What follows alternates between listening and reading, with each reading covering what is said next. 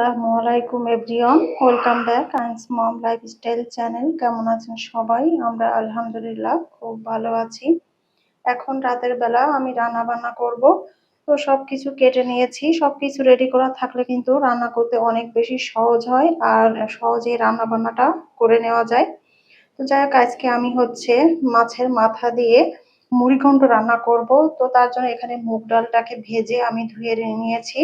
আর ঢেঁড়স ভাজি করব, ঢেঁড়সটাকে যেইভাবে কেটে নিয়েছি। আর ওই যে ছোট একটা বাটি, ওখানে আছে মাছের তেল, ওটাকে আমি ভাজি করব।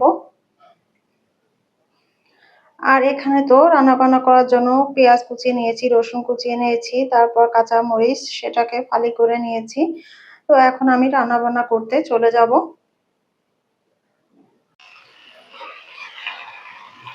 আমি ঢেঁড়সটা ভাজি করে নিচ্ছি।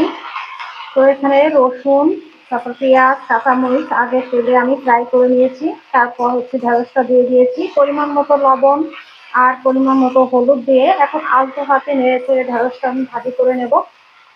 আর হ্যাঁ, আমার এই কড়াইটি অনেক পুরাতন কড়াই। আমার সংসার জীবনের আগে থেকেই আমি এই কড়াইটা ব্যবহার করি, যার কারণে কড়াইটা একটু এরকম দেখতে, কিন্তু ভাজি জাতীয় জিনিস করতে কিন্তু এই কড়াইটাতে অনেক বেশি ভালো হয়।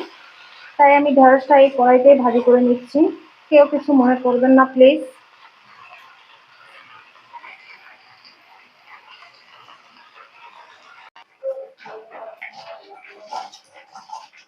ওদিকে ঢেঁড়সটা হতে হতে আমি এখানে মাথাটায়, মানে মাছের মাথাটায় লবণ এবং হলুদটা মাখিয়ে রাখবো।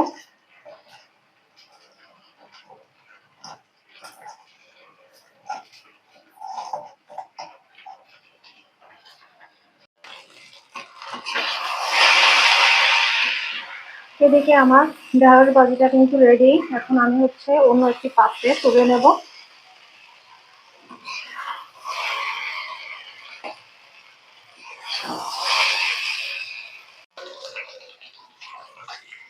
তো মুড়িঘণ্ট রান্না করার জন্য আমি মাছের মাথাটাকে ভেজে নিয়েছি আর এখন তুলে নিচ্ছি অন্য আরেকটি পাত্রে।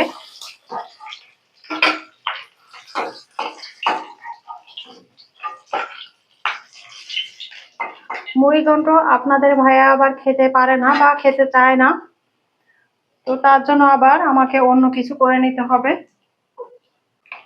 এখন আমি এই যে পেঁয়াজ কুচিটা দিয়ে দেব।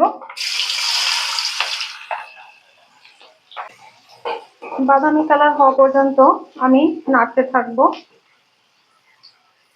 এখন আমি অন্যান্য যে মশলা লাগবে সবকিছু অ্যাড করে দেব। তো এখানে ফ্রোজেন যে রসুন পেস্ট আর আদা পেস্ট আমি দিয়ে দিলাম। পরিমাণ মতো হলুদ দিয়ে দিচ্ছি, স্বাদ অনুযায়ী লবণ,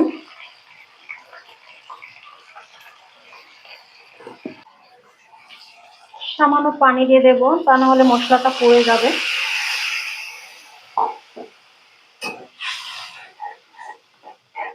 মরিচের গুঁড়া দিয়ে দেব অল্প করেই।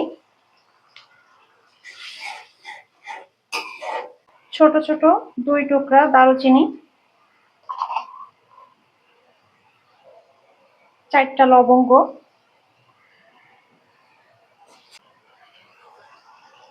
ছোট একটা তেজপাতা।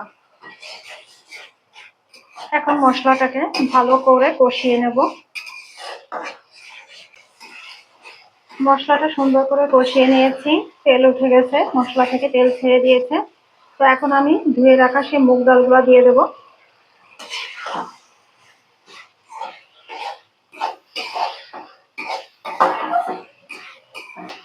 মশলার সঙ্গে আমি মুগ ডালটাকে কিছুক্ষণ ভেজে নেব। ডালটাকে সিদ্ধ করে নেওয়ার জন্য আমি এই যে পানি দিয়ে দিয়েছি পরিমাণ মতো। আর এখন আমি এটাকে ঢাকা দিয়ে রেখে দেবো, তাহলে ডালটা তাড়াতাড়ি সিদ্ধ হয়ে যাবে। ঢাকা দিয়ে রাখবো। ওদিকে ডালটা সিদ্ধ হতে হতে আমি মরিচ থেকে বোটা ছাড়িয়ে নেব। আর এই যে বক্সের মধ্যে টিস্যু দিয়ে তারপর রাখতেছি। আর এভাবে রাখলে মরিচটা কিন্তু অনেক দিন পর্যন্ত ভালো থাকে। এই যে সবগুলা বোটা ছাড়িয়ে নিয়েছি। আর এভাবে করে এখন আমি ফ্রিজে রেখে আসবো। ডালটা এখনো সিদ্ধ হয়নি, এখনো সময় লাগবে। তো এটা আমি এভাবে ঢাকা দিয়ে রাখি। বেসিনে যেহেতু অনেকগুলো থালা বাসন জমা হয়ে গেছে আর রান্নাটাও তো প্রায় শেষের দিকে, তো রান্না হতে হতে আমি হচ্ছে বেসিনের থালা বাসন গুলাও ক্লিন করে ফেলি, তাহলে কাজটা এগিয়ে যাবে।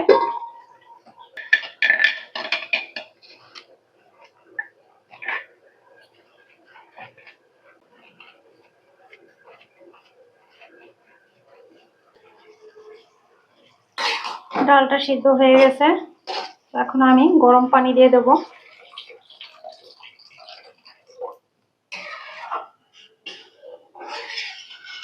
যখন জাল উঠবে তখন আমি হচ্ছে যে মাছের মাথাটা ভেজে রেখেছি ওটাকে অ্যাড করে দেব।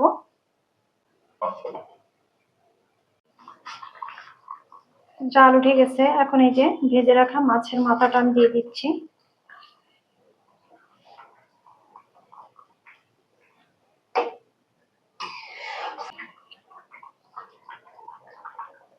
কিছু কাঁচামরিচ দিয়ে দেব। মাছের মাথা দিয়ে মুড়ি ঘন্ট রান্না আমার কমপ্লিট। তো নামানোর আগে আমি একটু গরম মশলা পাউডার দিয়ে দেব, তারপর নামিয়ে নেব।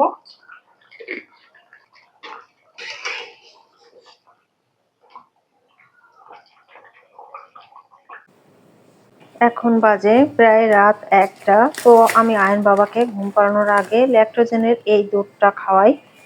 তো দুধ বানাতে গিয়ে দেখি বয়ামে দুধ নেই, তাই আরেক প্যাকেট দুধ বয়ামে ঢেলে নিচ্ছিলাম। আয়ান বাবার 3 দিন কি 4 দিন যখন বয়স তখন থেকে ওকে আমরা এই ল্যাকটোজেনের দুধটা খাওয়াই, আর ও মূলত এই প্যাকেটের দুধ খেয়েই ধরতে গেলে মানুষ হয়েছে। তো যাই হোক, এখন দুধটা ঢালা হয়ে গিয়েছে, ওর জন্য এখন আমি ফিডার তৈরি করে নেব। আর ভিডিওটি এই পর্যন্ত, সবাই ভালো থাকবেন, আল্লাহ হাফেজ।